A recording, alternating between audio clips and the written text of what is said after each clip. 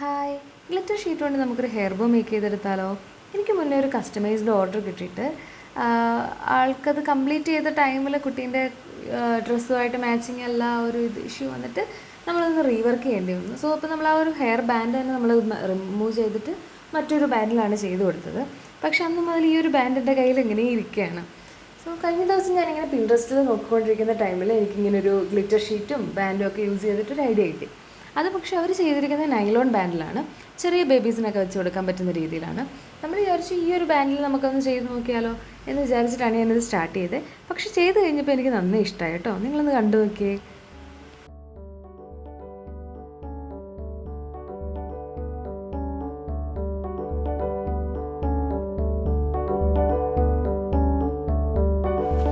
എങ്ങനെയുണ്ട്? Hair bow നന്നായിട്ടില്ലേ?